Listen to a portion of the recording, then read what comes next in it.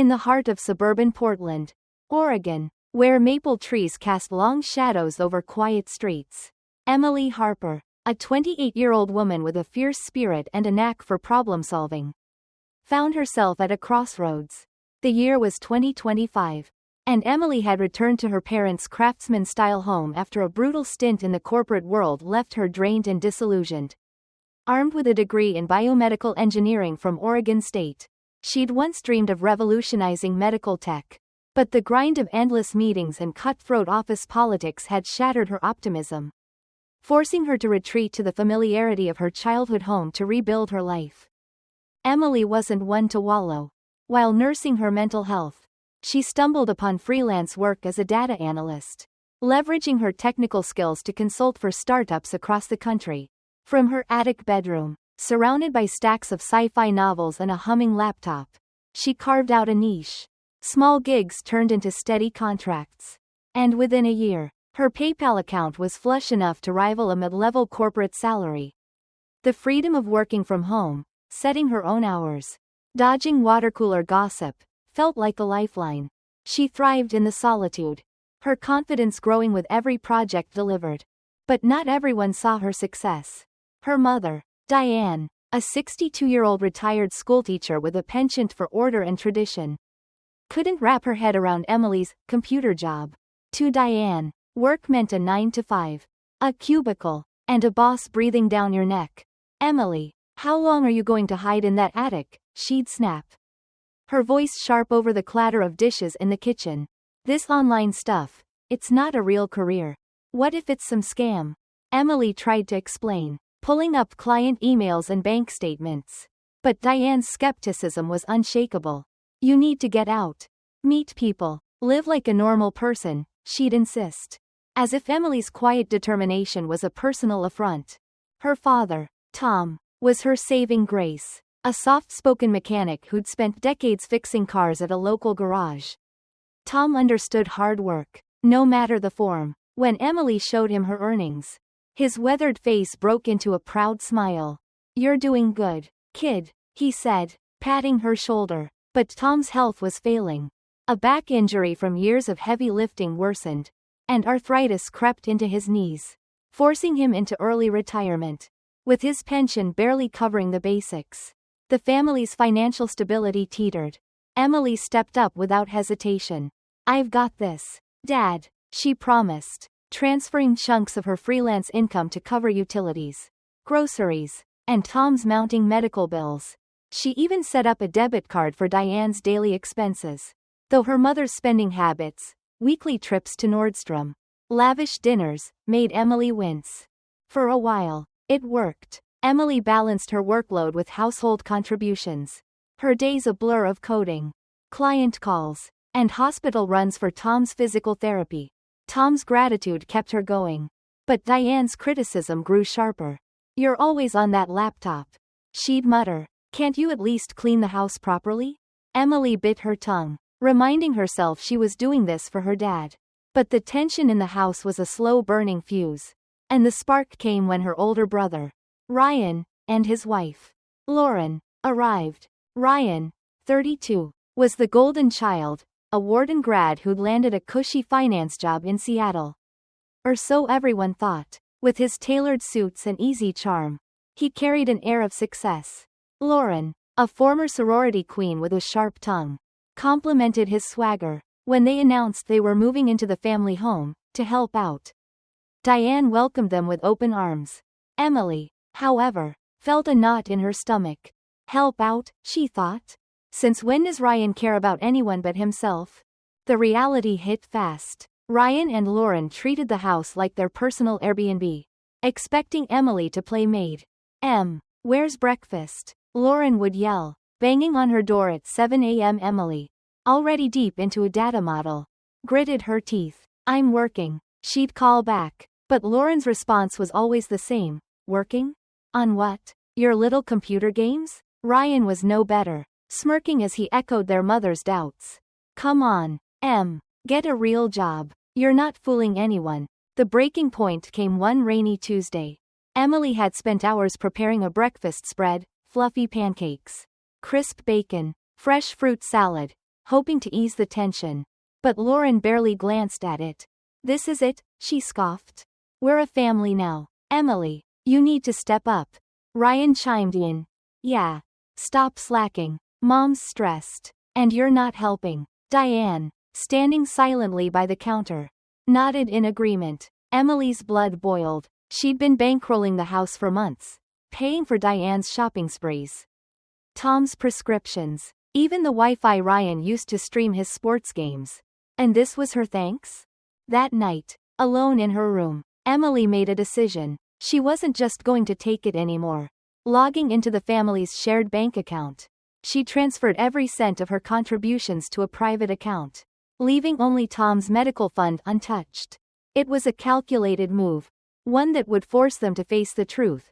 Without her, they'd sink. The next morning, she packed a duffel bag, her laptop, and a few cherished books. Standing in the living room, she faced Diane, Ryan, and Lauren, their faces a mix of confusion and smugness. "I'm leaving," Emily said, her voice steady. "You wanted me gone? You got it." Ryan laughed. "About time. Don't expect us to beg you to stay." Diane's lips tightened, but she said nothing. Lauren's smirk was almost gleeful. "Good luck out there," she said, as if Emily were a teenager running away from home. Emily didn't flinch. She walked out into the drizzle, her heart pounding with a mix of fear and exhilaration. As she climbed into her beat-up Honda, she allowed herself a small, secret smile. They had no idea what was coming. Without her money, the house of cards they'd built on her back would collapse.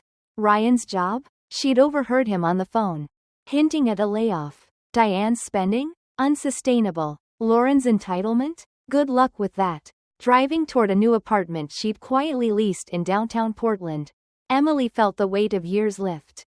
She'd find a place where her work was respected, where she could visit Tom without the chaos of a family that took her for granted. The road ahead was uncertain, but for the first time in years, Emily felt free, and somewhere deep down, she knew the real storm was about to hit the house she'd left behind. The rain-slicked streets of Portland gleamed under the streetlights as Emily Harper drove away from her family's Craftsman home, her heart a tangled knot of defiance and relief. It was late spring 2025, and at 28, Emily had just walked away from a family that had taken her for granted.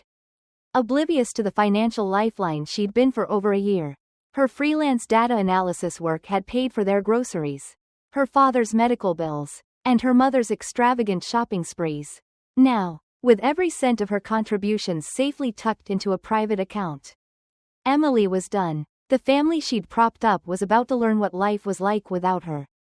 Back at the house, Diane, Ryan, and Lauren basked in their victory. "Good riddance," Lauren muttered, sipping a glass of Pinot Gris as she scrolled through her phone. Ryan, sprawled on the couch, nodded. She was dead weight. "We've got this covered." Diane, folding laundry with a tight-lipped frown, said nothing, but her silence carried a smug approval. They assumed Emily's departure would simplify things, that their comfortable life would hum along as always. After all, Ryan had his finance job, didn't he? And Diane had Tom's pension. They were untouchable, or so they thought. The first crack appeared 2 days later.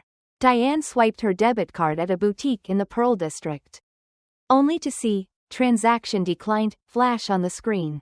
Her face flushed as the cashier offered a pitying smile.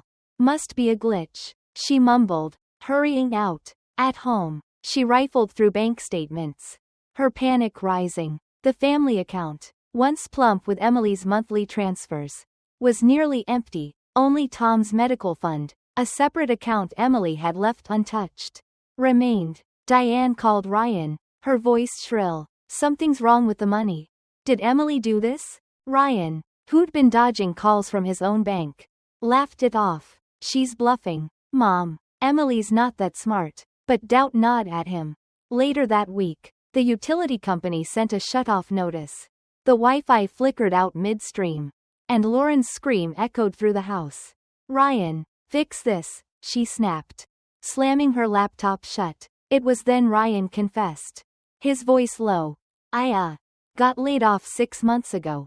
I've been freelancing, but it's not much." Diane's jaw dropped. Lauren's eyes narrowed. You what? The truth unraveled like a bad sweater. Ryan's finance job had been a mirage since a botched deal cost him his position at a Seattle firm.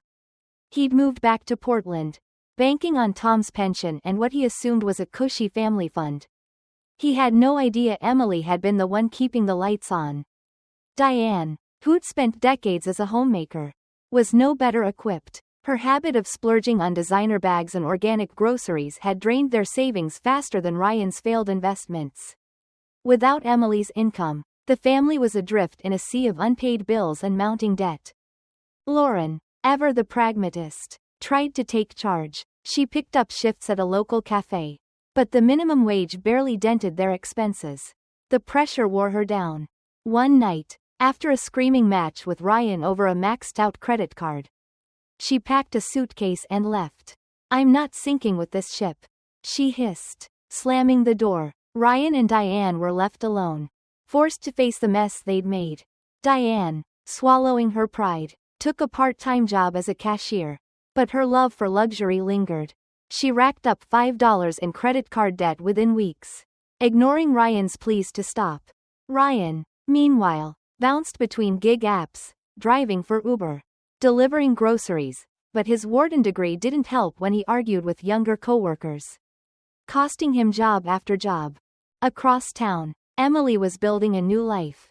Her one-bedroom apartment in the Alberta Arts District was small but hers, a sanctuary of exposed brick, string lights, and a desk where she churned out data models for clients from San Francisco to New York. Without the weight of her family's demands, she worked with a clarity she hadn't felt in years. Her income climbed, and she treated herself to small joys, a new espresso machine, a weekend hike in the Columbia Gorge, a leather-bound journal for her thoughts. But her heart stayed tethered to her father. Tom. Tom had moved to a rehab facility in Beaverton, his health too fragile for the chaos of Diane's household. Emily visited daily, bringing his favorite blueberry muffins and stories of her latest projects. You did the right thing, kid, Tom said one afternoon, his voice raspy but warm. I'm proud of you for standing up. He'd hired a lawyer to separate his finances from Diane's, unwilling to return to a home that had dismissed his daughter's worth. Emily's visits became their lifeline, filled with laughter over old memories and plans for quieter days ahead. Weeks later, Ryan called. Emily stared at her phone. The name, Big Bro, flashing like a warning. Against her better judgment, she answered. We're in trouble, Ryan blurted, his voice stripped of its usual arrogance. The house, the bills, Mom's spending is out of control. And I got fired ages ago. Did you really handle all the money? Emily's laugh was sharp. I told you I was working. Ryan, you and Mom called it a joke. Now you're surprised? He begged for a transfer. Just enough to cover the electric bill. Emily didn't hesitate. You're healthy. You've got a degree. Figure it out. I'm done bailing you out. She hung up, her hands trembling but her resolve ironclad. Word trickled back through a mutual friend.